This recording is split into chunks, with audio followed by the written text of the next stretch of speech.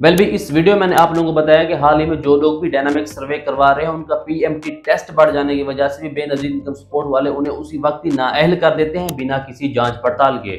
और आज की इस वीडियो में हम यही बात करेंगे भी ये पीएमटी टेस्ट होता है क्या, ये किस तरह से बढ़ता है या कम होता है। तो देखो, PMT test means purity measurement test, गुर्बत को मापने का ये एक टेस्ट होता है और बेनजीर इनकम सपोर्ट प्रोग्राम इसी को यूज करता है ताकि भाई जो लोग मुस्तहक हैं इमदाद सिर्फ उन लोगों को ही मिल सके। और बेनजीर इनकम सपोर्ट प्रोग्राम इस टेस्ट के नतीजे में अगर आप लोगों का स्कोर 32 या 32 से कम आ जाता है तो भाई आप लोग बेनजीर इनकम सपोर्ट प्रोग्राम के लिए अहल हो जाते हो, आप लोगों को आगे इमदाद मिलती रहेगी। और अगर इन केस आप लोगों का स्कोर 32 से ऊपर चला जाता है तो भाई ये बिना किसी जांच पड़ताल के आप लोगों को उसी वक्त ही नाअहल कर देते हैं और आप लोगों को यही मैसेज मिल जाता है कि भाई आप लोग नाअहल हो। अब हम बात कर लेते हैं कि भाई ये पीएमटी टेस्ट किस तरह से बढ़ता है या कम होता है। तो देखो, बढ़ने के पीछे मल्टीपल फैक्टर्स होते हैं। सबसे पहला फैक्टर कि भाई आप लोगों के फैमिली मेंबर्स कितने हैं। अक्सर औकात में पाकिस्तान में क्या होता है कि फैमिली मेंबर तो 5 हो जाते हैं, लेकिन छोटे जो 2 बच्चे होते हैं भाई उनका बेफॉर्म नहीं बना होता और बेफॉर्म ना बनने की वजह से भी उनका नादरा में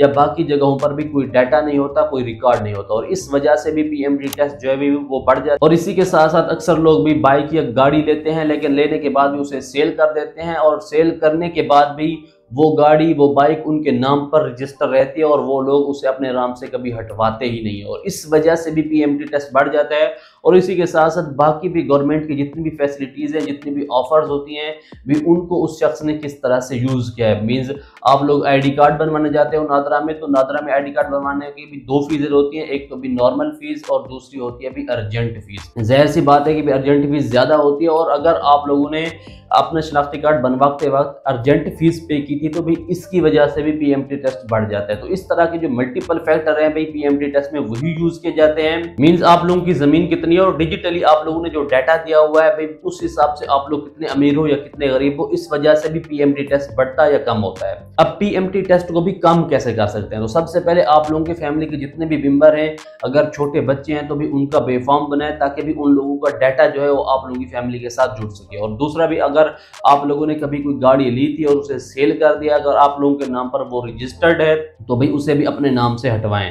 और दूसरा, आप लोग कौन सा मोबाइल यूज करते हो, ये बात भी आप लोग भूल जाएंगे। गवर्नमेंट को नहीं पता कि आप लोग कौन सा मोबाइल यूज करते हो, आप लोगों के नाम पर कितनी सिम है, आप लोग भले उन्हें यूज करते हैं या नहीं करते।